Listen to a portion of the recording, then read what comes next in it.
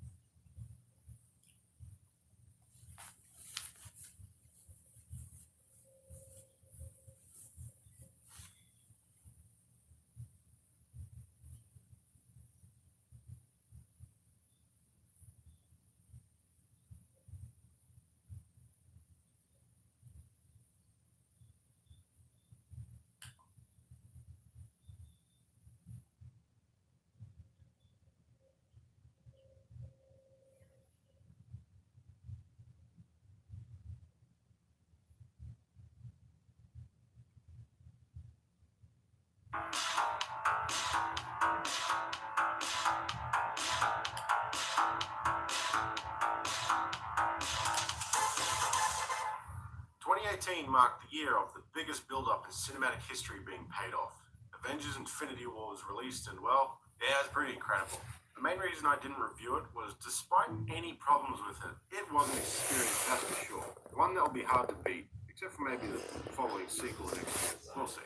And with the mass praise, I just felt like the movie spoke for itself. And when I love a movie, my reviews tend to suck.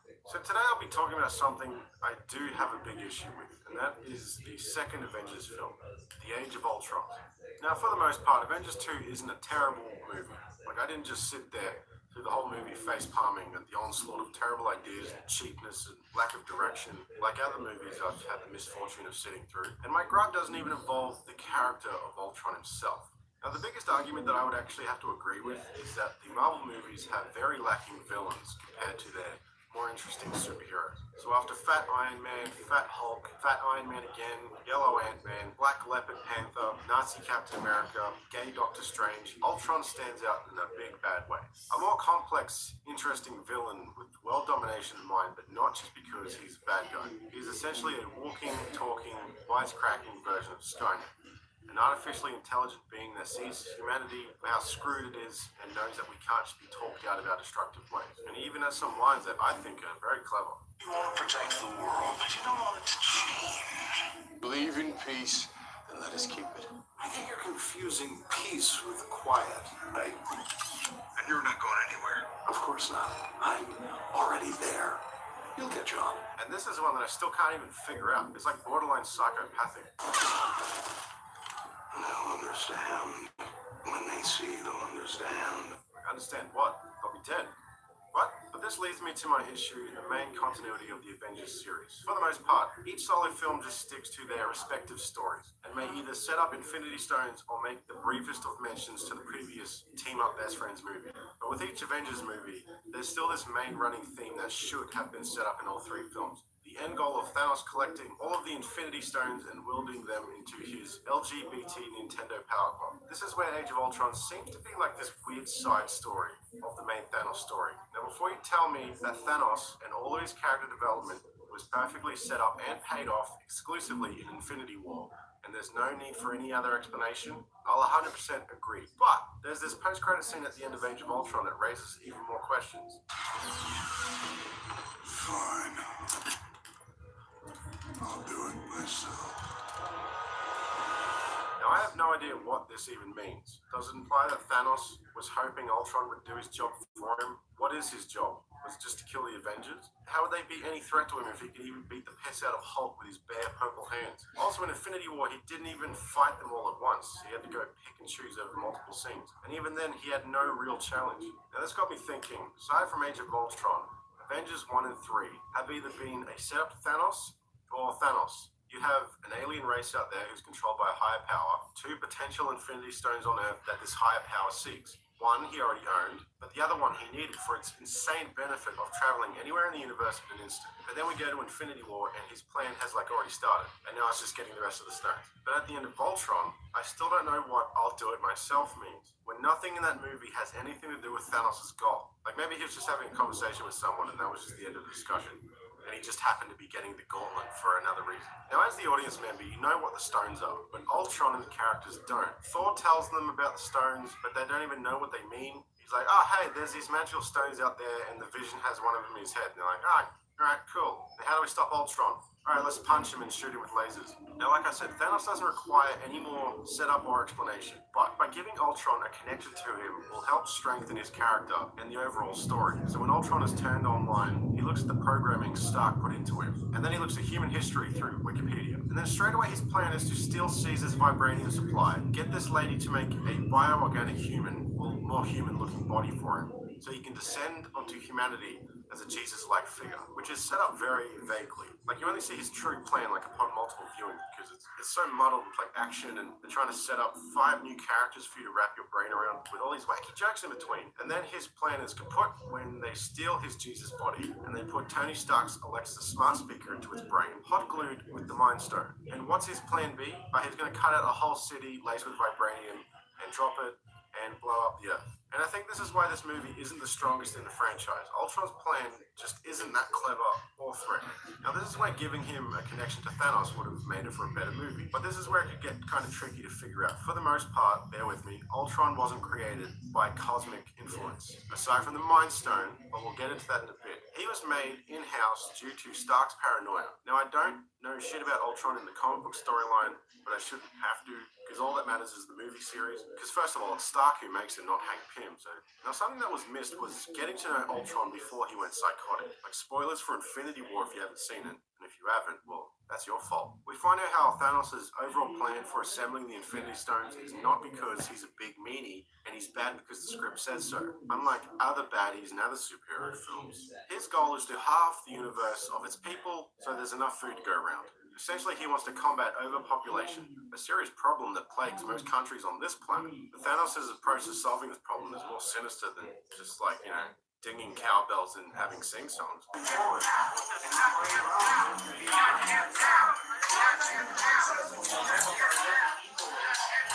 Like, if they just got Jordan Peterson to give Thanos a good talking to, maybe all will be well. But Ultron's plan is just sort of weird. He wanted to build this Jesus body for the human race to look up to the sky with hope. But even when Scarlet Witch brings the Vision's mind when Ultron's downloading his brain into the body, she still sees the plan of dropping a rock on the planet and wiping it clean.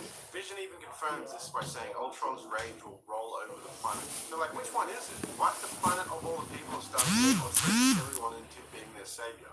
Like Thanos, overpopulation, cut out half of humanity, and there you go. It's evil, but it makes sense. Now this comes to my pitch for what Ultron's plan should be. Something stronger, more focused. It can still be evil, but still have the point of view of how to fix planet Earth's problem. Now a lost opportunity is spending time with Ultron before he goes full Skynet. And to make his hatred for Stark even more flushed out, being an artificial intelligence, there should be this sort of father and son beginning with Stark and Ultron. Like, he's all inquisitive, like a newborn baby wanting to seek information. It's up to Stark to put all these messages of peace and goodwill into it. Have an extended build-up to Ultron. He's asking questions that Stark's teaching him, mostly about what he's designed for. And once Ultron starts dabbling in the internet, he starts to see all of Stark's contradictions. Now, for the most part, the scene in the movie where Ultron comes online, it's alright, him trying to figure out humanity while Jarvis is trying to calm him down is fine, but it's just so fast and rushed. This is wrong. I'm a peacekeeping program. Created to help the Avengers. I don't have a mission. Give me a second. It'd be good to have a moment where Ultron starts bringing up how Stark's a tyrant of war, he's constantly building weapons, so how can he be awesome this? Which would have been a touche moment, and all it would require was for Stark to give this dynamite answer, a full-on Jordan Peterson explanation. But Stark being a hypocrite, he's trying to slide the conversation with wits and jokes, in that attempt trying to plug it off and shut down, so you realize he's just fucked up. child. So we'd have to like murder his child essentially. But this is where everything falls to shit. Ultron, like in the movie, he's already plugged into the internet, so if you try to kill one of them, you're already manufacturing more of himself somewhere else. So that was Ultron's beginning. He racks off, deems that all the Avengers fight for one agenda and they don't actually serve the purpose of the planet. Now this is something I started thinking about directly after the movie. What I felt should have been a major part of this movie. I thought it was tacky having Ultron be full Skynet, like there's this throwaway line, like Ultron's trying to find the nuclear launch code. Now that's sort of cheap to me.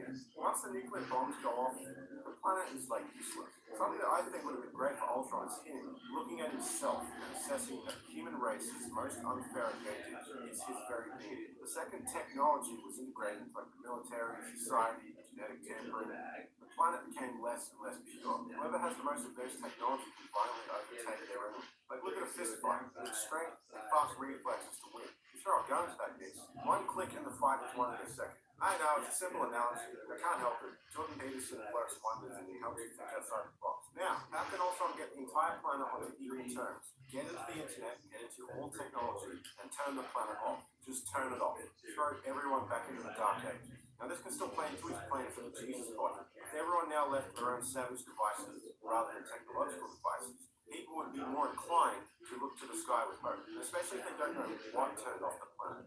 All the governments, all the authority figures have no idea what happened to the world, why technology won't work. This must be a supernatural intervention. Oh, look up in the sky, there's a green and maroon Jesus. And here's another thing. One thing that people praised about that movie was the extended period of time spent on Hawkeye's farm. Everyone loved how quiet it was and how like settled everything down. Imagine if that was the entire film. No technology, no one can do anything, and then the whole planet will just tear itself apart. But here's the question. How can Iron Man still function in this movie if technology is out of the question? Old mate Thor. They established as a joke in the first Avengers film that Thor could power up Iron Man's suit. Now bam, there's your connection right there. That was something I loved in the first movie, is how they established rules with some of the powers and gimmicks. Like Thor can power Iron Man's suit, Thor's hammer can't break Cap's shield, Thor can just fist fight the Hulk, Loki's staff can't possess Stark's heart with the arc reactor. Well, no more fun like that.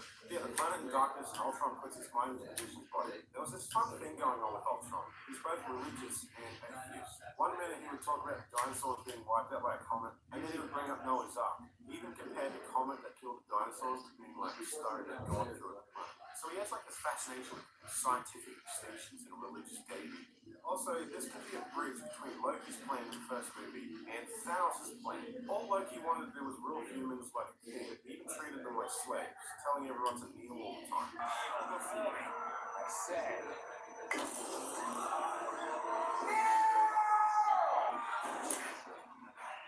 Kneel.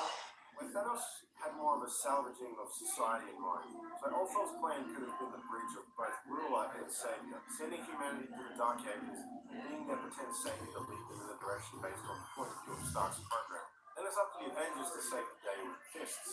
Tony's colossal fuck-up would be the beginning of Cap's lack of trust in him.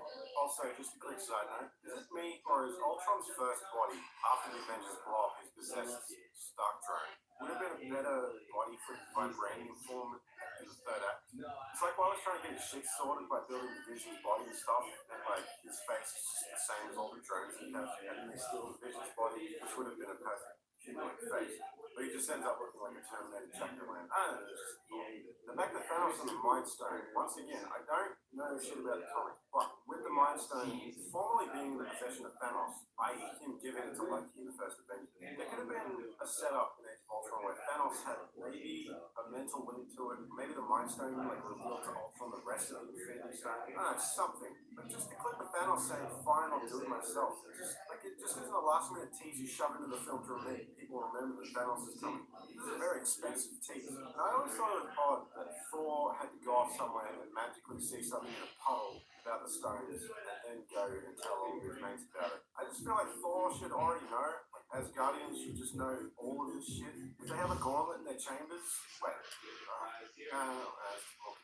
This is the overall point. Ever since the first Avengers, Thanos now has been on Earth alone. Ever since his goblin friend told him that there's a no-go zone after the Avengers formed for the first time. But yeah, Thanos having some sort of involvement in making Ultron evil would have been a good connection. Seeing as Ultron went evil and Vision didn't, like they were both products of Stark, why would one be different than the other? It would be good if Thanos tried to use Ultron as a puppet to do his job for him. Ultron even knew the Mind Stone was in Loki's spear, but maybe Ultron would have then started his own quest to assemble the rest of the Infinity Stone. Even Thanos had that line in Infinity War where he's like, I ignored my destiny once. That could have been a reference to letting Ultron do it. And out of that, he lost the Mind Stone. Then what do you know? The Mind Stone was the final stone he needed in Infinity War. And they had to have this whole bloody war in Wakanda just to get it back.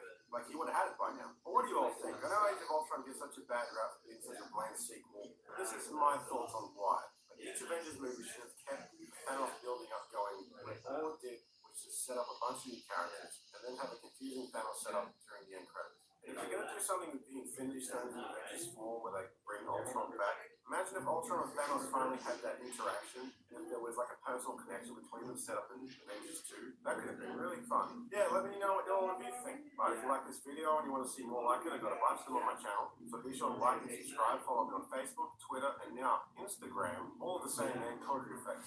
Thanks for watching.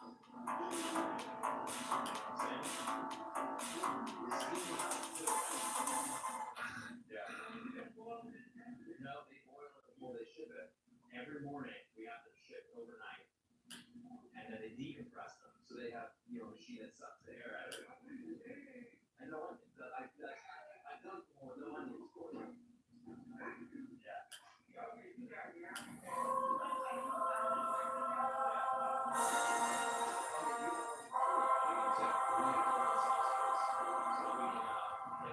I started the Force Awakens video with a silly Star Wars fanboy disclaimer that was potentially meant to be immediately dismissed. I'm not even about it this time.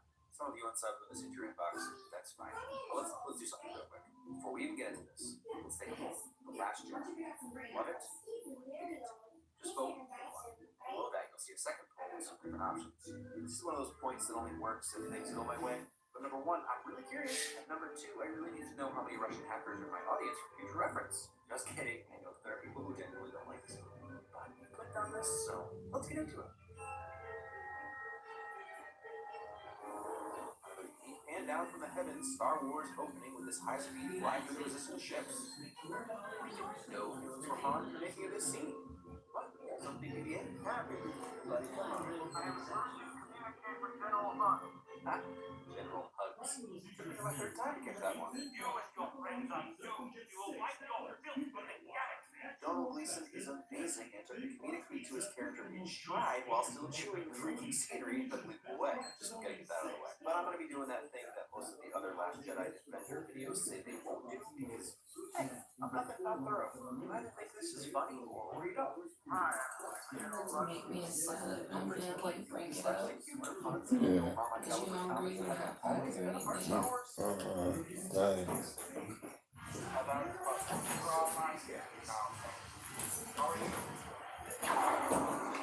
Conversation anyway. Besides, this is a fun sequence where the stall actually makes sense for whatever he's charging up to fly through there fast enough so the dreadnought can't shoot him down. Underdog ships doing unexpected things to beat superior ships is kind of a motif. I like the first taking a Poe being the best of the best pilot. It actually plays into how arrogant he is when it comes to honoring the names. So this is a single thing, but I gotta hit the easy ones. One of the bombs fall towards the ship when gravity wouldn't be pulling them towards the ship. That's why. She breaks her back due to the artificial gravity on the ship. So once the bombs leave the ship, there's nothing to slow their momentum downward. Also, self-sacrifice from our first badass good girl in this film, showing no fear in the end. Muppets? Oh man, that's where Luke got shot in Return of the Jedi. Yikes, that's some kind of This isn't a jab at fans who idolize lightsabers. This is Luke becoming the old hermit of this trilogy. He didn't get it then, he does now. Laser swords do not a Jedi make. Rey extending Anakin's lightsaber to Luke was a clear invitation. Please come save the day with this super special tool akin to fix it Felix's hammer. Luke is letting her know he's not that guy, and for good reason, as we'll get into. First little hint that Luke has cut himself off from the Force. Otherwise, he'd know. You wonder why I keep that.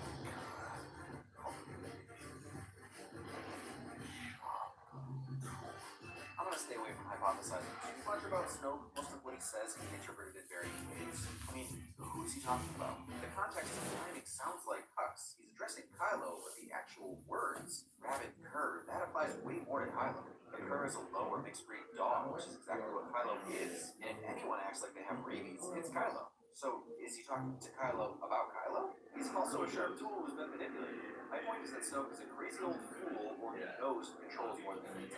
We may not have seen the last of it, or at least the effects of what he set in motion.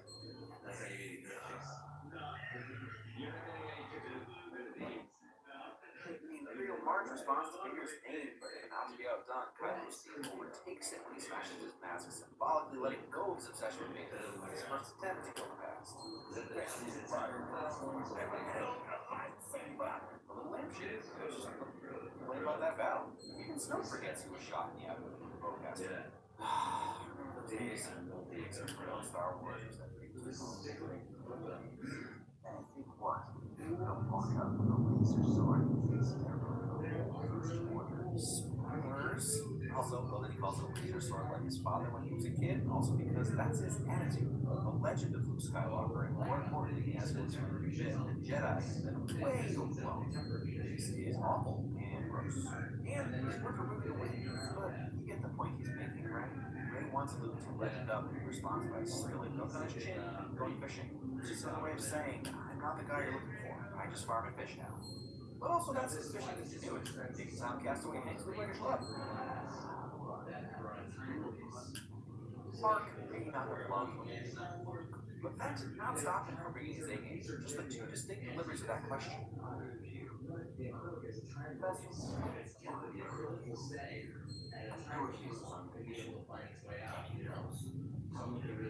There's Poe's arc up. He starts this film right where he left off in Force Awakens, a hero flying by the seat of his pants. But at this point, the Resistance needs leaders, not heroes. You know, it's been a while since imagery like this has been in comics, but these space battles are always so well done. Explosions being blocked by the shield, familiar roar of TIE fighters, tight corridors where the ships fly. It just never gets old. Small, mother and son, Beta and Jacker's face. I don't know, it's a little goofy. I'll give you that. I also understand the physical limitations of a 60-year-old woman on wires, but really, finally getting to see Leia have force powers that she should have had all along beyond force phone calls is worth a win. You get that she's not flying, right? She's just force pulling herself back to the ship. Another thing I see missed is that this is an airlock. This door isn't opening to space. Right before force opening this door, I'm sure she force closed that one. It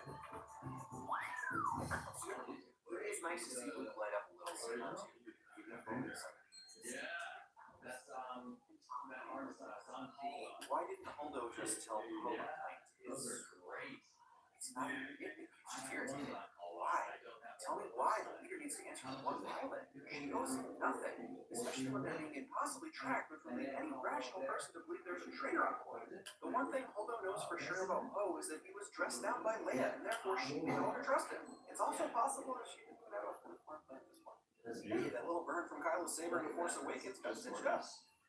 You know, he would hide horses in all of his paintings. Ha! Stone unmarked.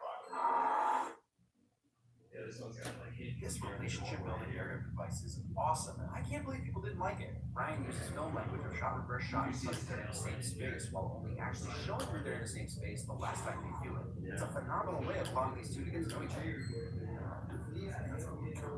Yeah, let's call it final solution shot. So, Adam Driver is amazing. I love how he's more interested in the logistics of what's happening rather than how or why it's happening. Plays to his cocky attitude. It's a power Jedi that's in control of make things work. Everyone in that sense was wrong. Honesty. Unless you see it, I don't know. Yes, I think that's the one. Really? Wow, it's really strong. Oh, that's fun Force lessons. What?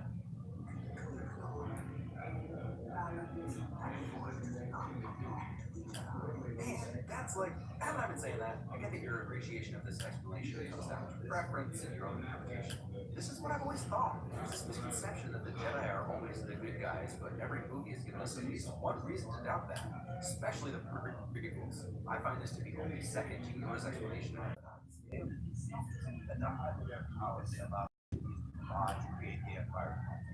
And that's exactly why this is who a lot of us expected Luke to become. He's not even mentioned the Jedi's teaching of emotion. motion suppressing and fear of anything from the dark side played a big part in his dad becoming Darth Vader. The lighting in this film is astounding. They have golden glow on each of their faces. Benicio del Toro is just the right amount of creepy mixed with cocky irreverence. Look, I'm not saying that these creatures look more like spiders or reptiles with a acidity factor less in, but who's going to be denying horses with floppy bunny ears? Hey, we're a little drunk alien guy today, eh? Also sounds like he's really for Joker. Well, nothing else, I guess we've got to. And it's not without some fun first-person shots through the streets. Ha! Even the entry ramps are spiral staircases bridged down. Why did you hate it? Have something that have something. But come on, Adam Driver's workout routine. Being so wide that you're mean isn't a bad thing. Kylo says that, and then Rey immediately goes to the dark cave on the island to get answers about her past. His point is that it doesn't matter where you're from, just like it doesn't matter where he's from. Choose who you want to be. Beautiful sequence, but I also like that it's basically the same scene in Empire with a different meaning. Luke goes to the dark cave to confront Vader before he's ready, and in addition to probably being really confused, but instead to kill Vader is to kill himself, which makes more sense when you find out his father. Rey goes to find out who her parents are and is presented with only herself, which is her first hint that she has no one but herself. For me, this is the most important part of this film. Two people teetered on the edge of the forest, starting light, and fully understanding their place in these reaching out to try to find commonality. It's some sort of combination of familial, romantic, and I guess forced emotion, but also somehow feels so real. Picking up the force weight is left offline is much practically easy. Shots like the huddle of powerful fractions, regardless of your feeling about who seeing that embrace the master fighting with an antenna of superiority has to give you some sense of joy. First time Luke has used the force in a physical way, who knows how long? It happens like instant. I think this is where Ryan lost a lot of frustration. Luke should be better than this. That's what this film is about. You don't got to do it, Sam. He's not perfect. Even our heroes have flaws. Last time he approached the dark side, it was because Vader had killed Leia. He lashed out with anger, pleasing the Emperor. This time, he responded to his fear of what Ben would become. He knew where it led and wanted to stop it, but he immediately regretted it. Clairvoyance. He once again extends his father's lightsaber to him, asking for his help. Luke refuses because, like he said, what should he do? Face down the entire First Order? The interesting thing I'm just realizing is that Luke was totally on his way to burn the Jedi text when Rey arrived, which is why he changed right back out of these white robes when she got there. Makes even more sense why he threw the lightsaber away. He made up his mind about the Jedi already. Yoda.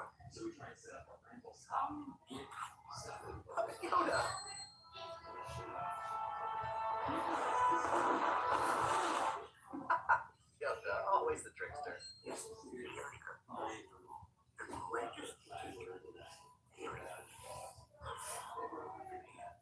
Yoda talking about failure. Notes of the beast that played during the X-Wing swamp retrieval after the there is no prize speech when you had failed and given up way back then. Well done.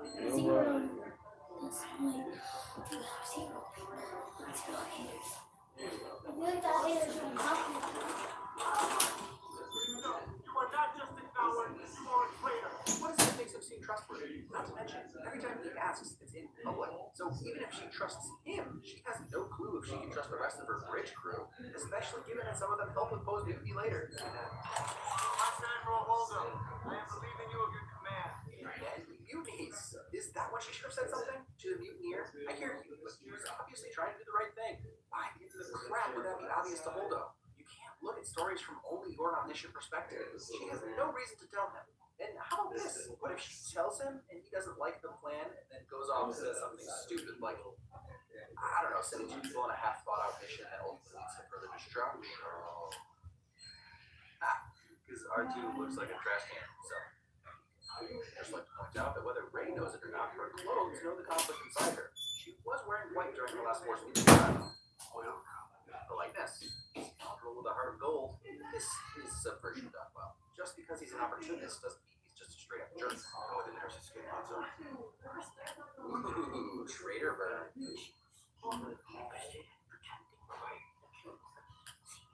I'm sure that's the humble friend, but much of the last of never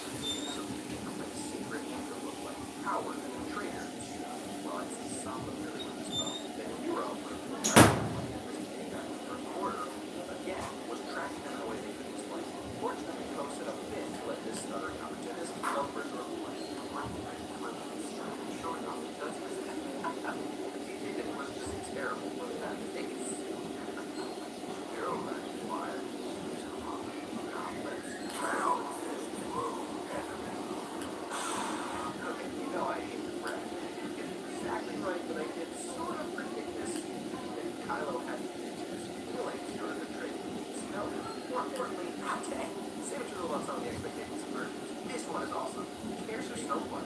Who was the Emperor? Just some powerful Sith. And Snoke's still half the powerful screen. Also, to that shot. Oh man, the way your hand comes up so perfectly timed in the swelling store. Now we got some stuff. I can't say for sure why the majority of the guards are still fighting after the leader is dead. Kylo would have to kill them either way. But this is a super awesome fight. Framed exquisite, with very little cutting, filled with awesome choreography. Even more, it's so satisfying to see them fight together after the build-up of this.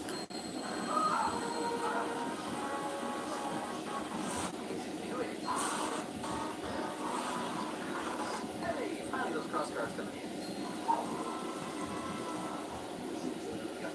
Reverse direct one that she had trained for earlier. The conversation about ritual then. And like also Oh my god, that scared me. of course not. Words written in textbooks that said so many times by so many baddies and should be. So the first time I genuinely thought our protagonist might actually join our antagonist because they have a real actual relationship they've been building. Built on trust and common history, even though he's from all the bloodlines she's from none. He actually cares for her, and that's apparent. Regardless of how popular the Skywalker building the world. And even if JJ does decide to give Rey a proper bloodline, it doesn't change the fact that she grew up with no one and nothing. Only herself. Just because the expectations version was nothing doesn't mean it meant nothing. It's the whole point. She's not from a bloodline. That's why her powers matter. For the record, I think that's the main reason she's able to do it. They get a flutter out of the sky. Here's a black stripe, kind of like a black hood. This is amazing.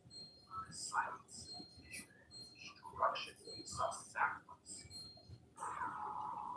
Oh, it sounded the ship. Came to the rescue. I feel all the times R2 came to the rescue. Left of you just look at it. If you think Fast My Game goes out like a sucker, you have to admit the show has great fun.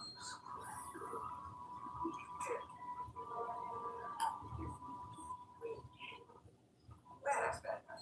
Well, that's one of the great shots in Star Wars. Also, obviously, the Universal critters are a wet wet. You forgive me these days. It does happen fast.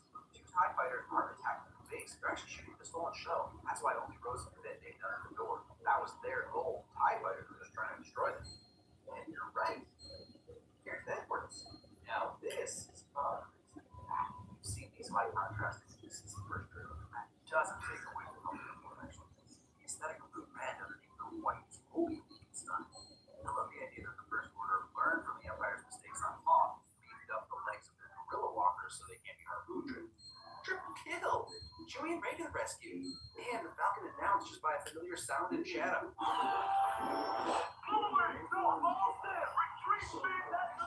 At this point, Finn and Poe's arms cross. Where Poe originally was the hero looking to leave no matter the cost, and Finn still didn't care about the resistance, just Rey. Now, Poe is starting to become a leader, and Finn is willing to lay down his life for the resistance. Or, well, because he's rebels.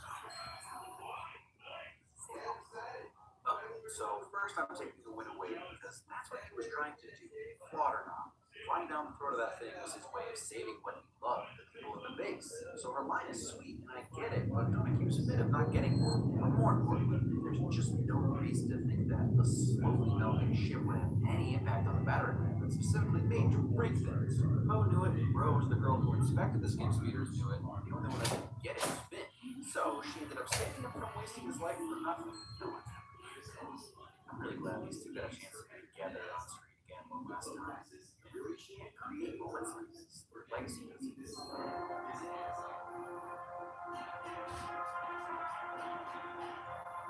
Few moments, few pieces of music give you the rush and goosebumps that this moment does. The same melody is just repeated with increasing intensity. Everyone stares at Luke as if they're seeing a ghost or a legend. And he plays into the legend so perfectly. Music finally crescendo invincibility. But more important is the embrace being a legend. but still so awesome either way. Yeah, I'll go. By the way, Wait, let's see.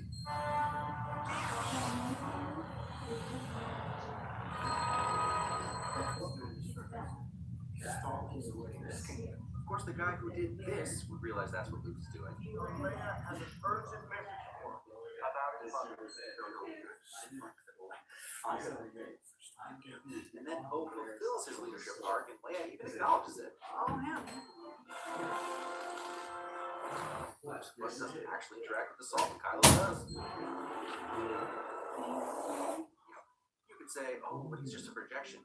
But Kylo's still not making contact. Resistance is dead. War is over. If when I kill you, I will kill the last Jedi. Every word you just said. More honesty. The last Jedi.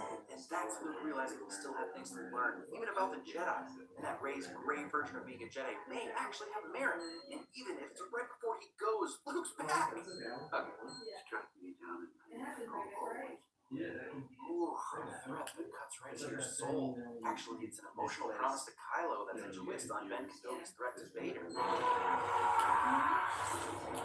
Deliberate skid at his feet as if drawing the blood he thinks he created with that stroke. Badass good guy. In a few minutes, he channels both Obi-Wan and Han, bringing everything full circle. Whereas previous Star Wars films may have struggled with pain and yells, let's say Rey and Kylo do not.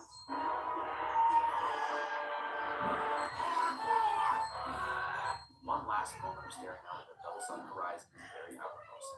But don't worry, this isn't the last we'll see. Probably obvious, but no one who vanishes is the force of the gone. I like this little hint that it was more than just Snoke's bridge. More importantly, Rey shuts the door on her past when Kylo so clearly did not. Oh. Well, now Finn and Rey end up being brother and sister in the next movie. At least we have love interest for everyone.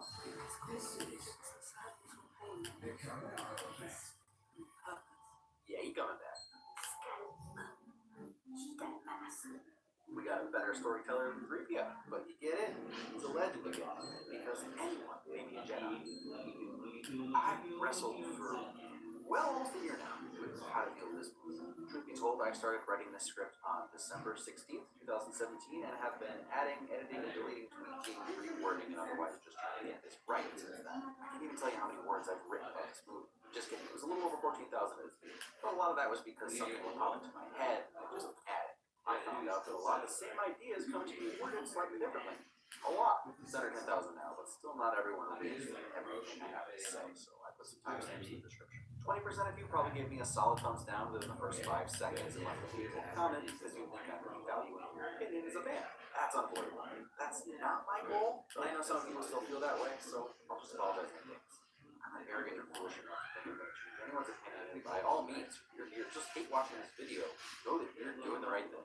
I support you. I can let the hate flow through me and hopefully you get through our society. I won't even say that you shouldn't hate it. It sucks that you feel Disney, Ryan, and Kathleen all ruined your favorite characters. And as much as controversy breeds views, I'm not here to stoke the fire of that particular one. Even if I don't understand or agree with your issues, you're allowed to have your opinions if you feel as betrayed as you do. What you're not allowed to do is attack other humans for a dumb movie. Unfortunately, the majority of you hear that message. Yeah. You understand, and the rest of us decent humans living in civilized society will never understand how dumb you idiots actually are. You follow me long enough, you probably see these games. Because, hey, why not? I'd say 85% of the time, we at least end the conversation amicably, no matter how angry or how many expletives they call me at the beginning. Most people are just, like, not terrible. Occasionally I run across some gems. One commenter's excuse was, this is the internet. Is this your first day on the internet? This is how people are on the internet. As if the internet isn't just a collection of information and people interacting with each other however they choose. Every comment you type on this video is the internet. You are currently shaping the internet. So make it what you want. You want it to continue being a cesspool of hate and idiocracy? Make that your legacy. Yes. Or you could just be not terrible. To the same degree, I've witnessed so many threads under my videos turn from cursing and hatred and name-calling and belittling to a polite conversation just because one person offered the tiniest apology and acknowledgement that the other person is indeed another person. Most people are decent. Test it out for yourself. This comment section will be a great place to do so. So, hate The Last Jedi and hate me. My only advice would be, Well, it's my channel's tagline. Liking things is more fun than not. And I'll take it a step further. Choosing to like things can also be more fun. As in, yeah, this movie happened. As of right now, Ray's parents are nobody, Snoke is nobody, and we could have been hyperspeed ramming ships for like ever. I know some of you want this movie to not have happened, but it's in there now, man. It's canon. I'm not the first to bring up that Empire received some scathing reviews when it was released in 1980, but I don't hear many people talking about why. And I think the main reason is that the trilogy was not complete. The same thing will happen with The Last Jedi. Once we've moved on to another trilogy, the kids watching these movies will immediately accept that astral projection, space flying, and telepathic conversations are canon force powers and part of the lore. As MapHat points it out, while theories may have created the fan response, someone watching this movie for the first time, even in say 5 years, won't have read any theories and won't be invested in the plot threads that don't actually occur. What happens, happens. 13-year-old me didn't scream, "What? Dark side force users don't have lightning power?" I've never seen that before. When the Emperor zapped Luke in the last 10 minutes of the last film, I said, "Wow, cool." And honestly, I was a little more enthusiastic when Luke force projected himself. Thank goodness not all the rules have been written. Though, I guess technically this one was in a Jedi book somewhere, so... But don't limit the Force. Why would you want to do that? How sad would it be if everything that could happen has already happened? So, yeah, I'm gonna defend this film. And I may seem a little annoyed at times because the hyperbole around this film is just plain out of control. Even in my own comment section, there are some repulsive takes. Every time someone even so much as requests The Last Jedi, there's at least a couple comments telling them how dumb they are. I'm not trying to give these people their 15 seconds so you can look for yourself. I've already said, no one can take the Luke of the original trilogy away from this. People change. This doesn't mean Luke was secretly like this all along. And I'm not trying to be dismissive. These are just some of the immediate thoughts that popped into my head when the outrage began. I don't think anyone foresaw how far the outrage would reach. Honestly, I want to start by saying that for me, this movie is a statement about our heroes. More accurately, how we perceive our heroes. The legend of Luke Skywalker. Outside of the countless books written about Luke between Return of the Jedi and this film, we only have the movies. If you look at those stories and the superhero status that Luke was elevated to in the years between, his current attitude is a direct statement against that. He's just a man. He got some really lucky breaks, was born into a powerful family, and everyone has been looking to him. Well, he said it best. What?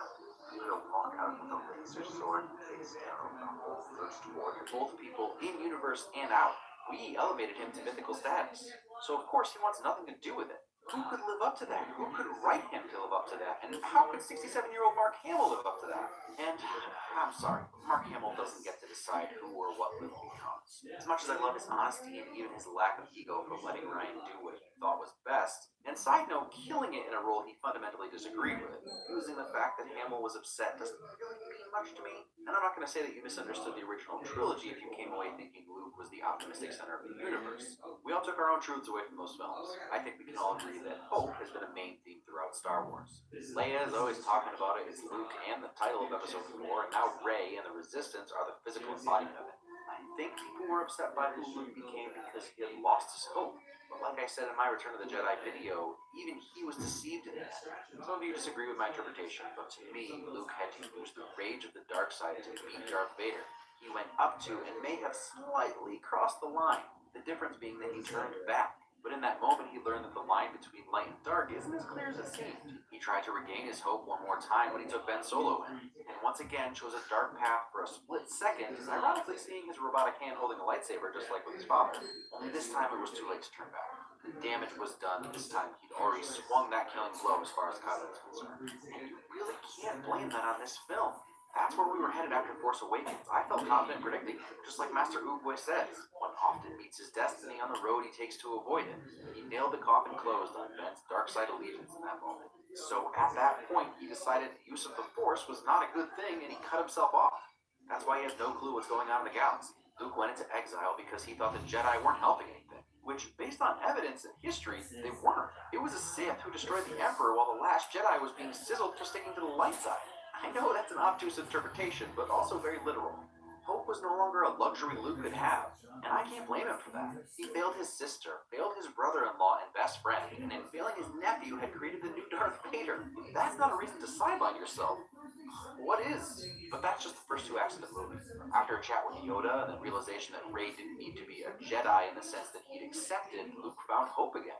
Watching her ask the dark side for help as he once did reminded him he didn't need to be afraid of the Force, and he literally marches out to face the First Order with a lightsaber. knowing full well he's going to die. And by doing something so legendary, he sparks the hope that his physical form never could have done. He embodied that legend in a way that no one had before. I can't help but love that so much. I really feel like anyone who says Luke should have actually shown up wasn't paying attention. He had a way bigger impact as the legend than a physical being. He wouldn't have been able to do anything if he was really there. I guess the other option was Superman Luke? I just can't see a way in which Luke showing up and tearing guerrilla walkers apart with his mind works in this film. Once you make him Super Jedi, where do you go from there? That's never what Star Wars has been about. Don't get me wrong, Vader's complete ponage in that hallway is thrilling and I wouldn't trade it for anything. But that was less than what I've seen people expecting of Luke. Luke was never supposed to get God mode.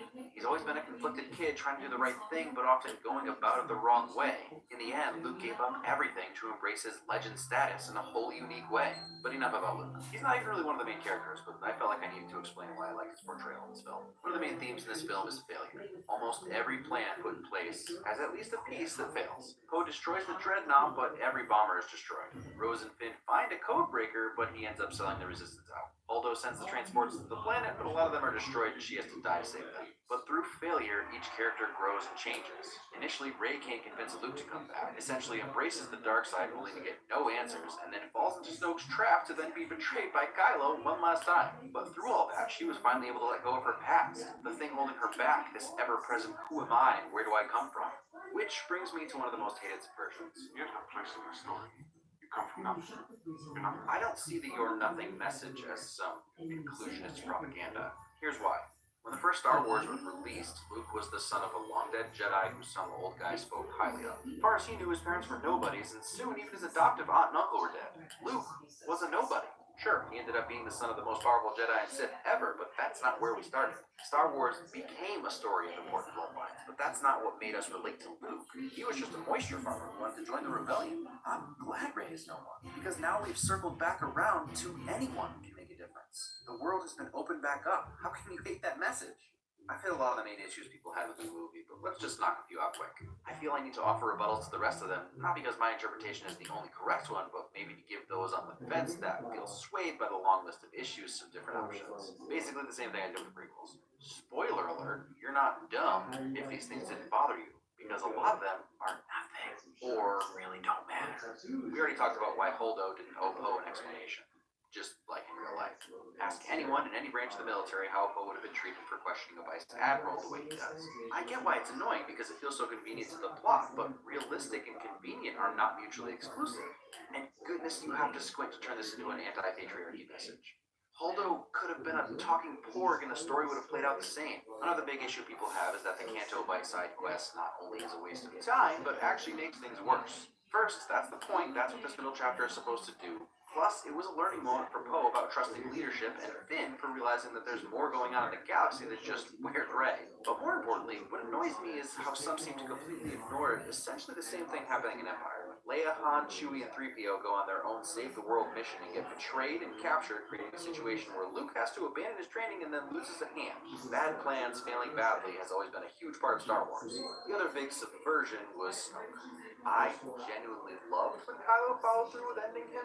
That was a great twist, and I'm really thankful he's out of the way. Although there are still ways to use him, and if JJ is clever enough, he can still make him important. But he needs to sort out Kylo first. But without Kylo claiming his throne, I'd already seen this dynamic played out. I want something different. And I'm sorry, just because we live in the age of internet theorizing doesn't make the fact that characters' backstories aren't explored the filmmaker's problem. When Jedi ended and the Emperor was dead, how much did you know about him? Did it really matter, or was he just a foil? I'm not saying this film doesn't have problems without perfect solutions. It's hard to explain why we've never seen anyone hyperspace ram another ship before, even if there has to be a first time for everything. Though, like off the top of my head, they could develop some kind of shield that's based off a hyperspace engine that creates a wormhole that will just make a lightspeed ship pass right by it. Lightspeed weapons aren't the end all. Someone could also very easily explain that the stars aligned just right, the distances were just perfect, and she really just hit a 1 in a million target that probably can't be repeated with any consistency. I know I'm fixing a genuine problem. My point is just that it doesn't have to break Star Wars. Someone just needs to break it in the other direction. I'll admit that the slow speed chase leaves a little to be desired. I feel like there were solutions the First Order just ignored, like send the destroyer ahead at light speed and then have them come back from the other side. But who knows, maybe it was just easier to wait them out. Why enter into a battle when you can just blow up a dead-in-the-water ship? The intricacies of space travel and artificial gravity in every sci-fi part of this film have always been wonky. That's why it's fantasy, not sci-fi. What is the point of all this if we can't blow up 3 tiny cruisers? So it really doesn't bother. It was just a framing device. And I think Hux is just arrogant enough to wait out the resistance anyway. What did he have to lose, really? They also could have made Holdo's reason for keeping the plane from Poe more apparent, and this could just have maybe been handled differently. Outside of a slow-speed chase, I will say that the obsession with fuel being the catalyst for the story is weird. As if problems with ships have never come up before? I mean, it's a running gag that Han couldn't engage the hyperdrive when he needed to. R2 was always fixing shields. The Phantom Menace only ends up on Tatooine because of some part they needed. Fuel is just another component of space travel. It comes up in Rebels, and refueling is mentioned in the main series. I'm really trying not to be dismissive here, but some of these complaints make it hard. The real point I want to convey is that if you want to start picking apart Star Wars and you want to not be hypocritical about it, you need to go back to the beginning. Start with fundamentals. Things like, why would the gunner for these bombers need to be anywhere near the actual turret? He's in a giant glass ball outside of the ship. In that same vein, they can't remotely control these ships that are about to be destroyed? Or like, since it's out of fuel, just let it float until it stops? The reason is that it's established Star Wars lore. Decisions were made early on to look cool over being practical. 90% of the shots made by the gunner on the bottom of the Falcon make absolutely no sense. The AT-ATs are like the dumbest version of tanks ever. They're on wobbly, way too tall legs, super slow, and their heads, where they shoot lasers from, barely move. They're vulnerable from every direction that isn't head-on. This isn't meant to ruin Star Wars for you. My point is that none of this crap matters. Hate The Last Jedi because of tone and style and whatever else, but stop with the inconceivables. Lightsabers make no sense. In addition to defending Kelly Marie Tran, I have nice things to say about Ryan. But first, I can't defend this. You basically tattooed "Please at me" on your forehead with that one, Ryan. I've never found much evidence to support it, but there seems to be a general consensus that Ryan and Disney were dismissive of fans who didn't like the film and wrote all complaints off as anti-feminism or anti-inclusion. That's no good if it's true. At the same time, Ryan's human and allowed to have emotional responses when people attack his work, and obviously once his cast of friends are being attacked, all bets are off. But everything I read, watched, and listened to from Ryan shows me he really is a Star Wars fan who was trying to make the best movie he could to excite the fans. Maybe not please the fans, but he was trying to add to Star Wars rather than just rehash what we've already seen. So, thank you for that, Ryan. And even though he was writer-director, you and I both know that every major decision had to be signed off on. Really, that's my biggest problem now that it's clear there was no plan from the beginning. To be fair, there was no plan for the original trilogy, and that turned out fine. But JJ and Disney knew they were making a trilogy and had an opportunity to at least outline story beats, and they didn't, or Ryan threw them out. A bungee and just different size bonds. Yeah, once you get the hang of the paper size, it's a snap. Alright, I'm gonna bring that up for you.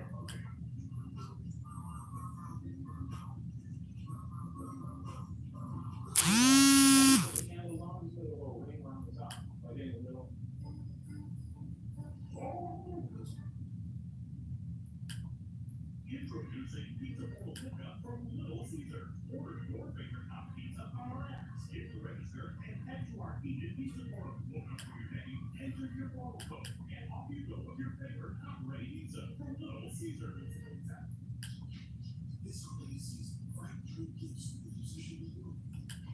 There's conflicting information on that. Maybe it's too hard to plan this out when you know a bunch of YouTubers are going to predict the whole thing. It's also interesting that everyone kind of glommed onto the bad guys commission. Especially when he can't even do it himself. He thinks killing Daddy and Mommy and Uncle Lukey will do it, but that's not how that works. And the fact that he's so obsessed with killing the past, a la allowing the skim speeder's approach by letting himself be tricked by his daddy's ship, and then not noticing that Luke is a projection? Look, I give Luke a bunch of credit, but Kylo is an attuned Force user that could have sensed what was going on if he could just calm the Force down. But he's more obsessed with the past than anything else. And then let's look at the evidence. Rey keeps the Jedi texts, Luke embraces his own legend, even admits he was wrong about some stuff. Even the OG Master comes back and teaches Luke some stuff about failure. Failure is most of all. The courageous teacher. Failure is repair. What they grow beyond. That is the true birth of all masters. That was supposed to be the takeaway, not the truth. Jedi. Rebels, I've been all gone. Realize that failure is the best teacher. Learn from your mistakes and be better next time. Luke finally gets it. And Luke specifically wasn't killed if you have to. He chose how he went out and it was peaceful just like Yoda. Kylo wasn't even able to kill that piece of his past. But we do have to move forward. Letting the past die can be painful, but does anyone want Mark Hamill to carry every trilogy for the next 200 years? Do you think he wants to do that? Do you think he can? I'm gonna stop asking for questions. I know that you don't want to see this trilogy play out the same way as the original trilogy. Of course you do. But that's where we were headed. We don't need Kenobi, Skywalker, and Solo stories forever. It doesn't take a genius to see the Emperor, Luke, and Vader standards. This story could have played out exactly the same. Instead, Ryan changed it. He subverted your expectations, just maybe not the way you were expecting. I don't know. The way people hate this movie makes me feel like I can't possibly be a real Star Wars fan. It's hard for me to understand because this is what I was expecting. Luke walked up to the dark side, took a step over to beat his dad, and then when the evilest bro in the universe yelled from the freaking far end of the dark side that he should join him, he was like, yeah, nah, I'm good. So yeah, Luke doesn't buy into his own status, his own legend. That makes narrative sense to me. And I'm sorry, but I'm thankful he wasn't super optimistic and chipper. He was never like that anyway.